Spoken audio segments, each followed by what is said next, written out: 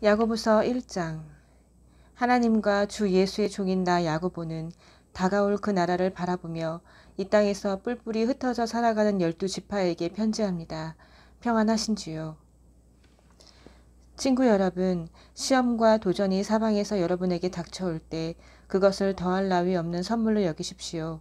여러분도 알다시피 시련을 겪을수록 여러분의 믿음 생활은 훤히 그 실체가 드러날 것입니다. 그러니 성급하게 시련에서 벗어나려고 하지 마십시오. 시련을 충분히 참고 견디십시오. 그러면 여러분은 성숙하고 잘 다듬어진 사람, 어느 모로 보나 부족함 없는 사람이 될 것입니다. 여러분이 무엇을 어떻게 해야 할지 모르겠거든 아버지께 기도하십시오. 그분은 기꺼이 도와주시는 분이십니다.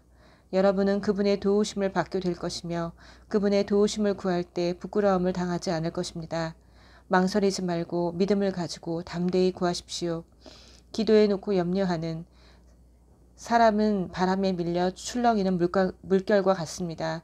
그런 식으로 태도를 정하지 않은 채 바다에 표류하는 사람은 주님께 무언가 받을 생각을 하지 마십시오. 망했던 사람이 다시 일어설 기회를 얻거든 박수를 보내십시오. 거들먹거리던 부자가 곤두박질 쳐도 박수를 보내십시오. 부귀영화는 들꽃처럼 덧없는 것이니 거기에 기대지 마십시오. 여러분은 해가 떠서 뜨거운 열을 뿜으면 꽃이 시든다는 것을 잘 알고 있습니다. 꽃잎은 시들고 그 아름답던 모습도 어느새 바싹 마른 꽃대로 변하고 맙니다. 부유한 삶의 모습이 그러합니다.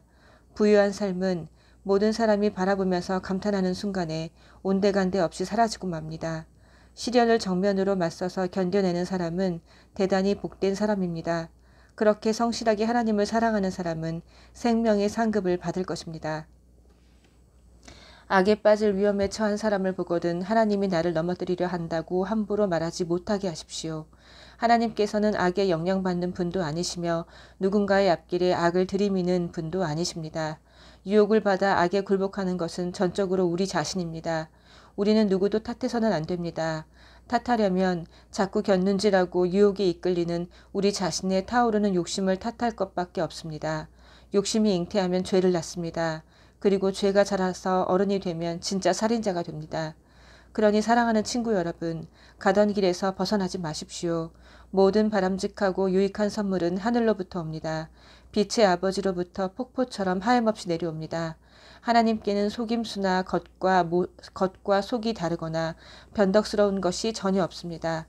그분께서는 참된 말씀으로 우리를 소생시키시고 우리를 모든 피조물의 머리로 삼아 돋보이게 하셨습니다. 사랑하는 친구 여러분, 사람들이 모이는 곳마다 이렇게 알리십시오. 귀를 앞세우고 혀가 뒤따르게 하고 분노는 한참 뒤처지게 하라고 말입니다. 사람이 화내는 것으로 하나님의 의를 자라게 할 수 없습니다. 모든 악덕과 암과 같은 악을 쓰레기통에 던져버리십시오. 그저 마음을 겸손하게 하여 우리의 정원사이신 하나님께서 여러분을 말씀으로 조경하셔서 여러분의 삶을 구원의 정원으로 만드시게 하십시오. 말씀을 한 귀로 듣고 다른 귀로 흘려보내면서도 자신은 말씀을 듣는 사람이라고 스스로 속이는 일이 없게 하십시오. 들은 그대로 행하십시오. 듣고도 행하지 않는 사람은 거울을 힐끗 들여다보고는 떠나가서는 금세 자기가 누구이며 어떻게 생겼는지 전혀 알지 못하는 사람과 같습니다.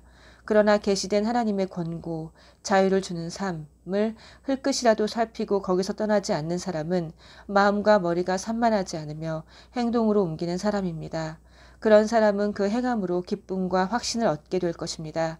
그럴듯한 말로 경건한 척하는 사람은 자기를 속이는 자입니다. 그러한 경건은 자기 자랑이자 허풍일 뿐입니다. 하나님 아버지 앞에서 인정받는 참된 경건은 어려움을 겪는 집 없는 사람과 사랑받지 못하는 사람들을 보살피고 하나님을 모르는 세상에 오염되지 않도록 조심하는 것입니다. 2장. 사랑하는 친구 여러분, 그리스도께로부터 시작된 우리의 영광스러운 믿음 생활에 세상 사람들의 생각이 영향을 미치지 못하게 하십시오. 어떤 사람이 값비싼 정장 차림을 하고 여러분의 교회로 들어오고 뒤이어 누더기 옷차림의 노숙자가 들어왔다고 가정해 봅시다. 여러분이 정장을 차려입은 사람에게는 선생님 여기 앉으십시오. 이 자리가 가장 좋은 자리입니다. 라고 말하면서 누더기를 걸친 노숙자는 아예 무시하거나 혹은 여기 뒷자리에 앉는 게 좋겠습니다. 라고 말한다면 여러분은 하나님의 자녀들을 차별하고 남을 판단하는 신뢰할 수 없는 사람이 아니겠습니까? 사랑하는 친구 여러분, 귀 기울여 들으십시오. 하나님께서는 전혀 다르게 일하신다는 것이 이미 분명하게 드러나지 않았습니까? 그분께서는 세상의 가난한 사람들을 택하셔서 그 나라의 권리와 특권을 지닌 1등 시민이 되게 하셨습니다. 그 나라는 하나님을 사랑하는 사람 누구에게나 약속된 나라입니다. 그런데도 여러분은 여러분과 같은 시민들을 업신여겨 욕보이고 있습니다. 여러분을 착취하는 사람들은 지위가 높고 힘 있는 자들이 아닙니까? 법정을 이용해 여러분에게 터무니없는 돈을 청구하는 사람들도 그들이 아닙니까? 여러분이 세례 때 받은 그리스도인이라는 새 이름을 경멸하는 사람들도 바로 그들이 아닙니까? 여러분이 내 자신을 사랑하듯이 다른 사람들을 사랑하라는 성경의 고귀한 법을 이해하면 그것은 잘하는 일입니다. 그러나 여러분이 이른바 유력 인사라고 하는 자들을 우대한다면 그것은 성경의 법을 어기는 것이고 여러분은 그 일로 말미암아 범법자가 됩니다. 여러분은 하나님의 율법 가운데 이러저러한 조항만 선택할 수 없고 특별히 한두 가지는 지키고 다른 것들을 무시할 수는 없습니다. 간음하지 말라고 하신 하나님께서 또한 살인하지 말라고 하셨습니다. 여러분이 간음하지는 않았으나 살인을 저질렀다고 가정해 봅시다. 그러면 여러분은 나는 간음하지 않았으니 그것으로 나의 살인죄가 상쇄될 거야 라고 생각하겠습니까? 그럴 수 없습니다. 여러분은 결국 살인범입니다. 여러분은 우리에게 자유를 주는 그 법에 따라 심판을 기다리는 사람처럼 말하고 행동하십시오. 여러분이 친절하게 행동하지 않으면 친절한 대우받기를 기대할 수 없을 것입니다. 친절한 자비는 언제나 무자비한 심판을 이깁니다. 사랑하는 친구 여러분, 여러분은 온갖 옳은 말씀을 배우기만 하고 아무것도 행하지 않으면서 잘 되기를 바랍니까? 어떤 사람이 믿음을 논하기만 하고 전혀 실천하지 않는다면 그 사람에게 믿음이 실제로 있는 것이겠습니까?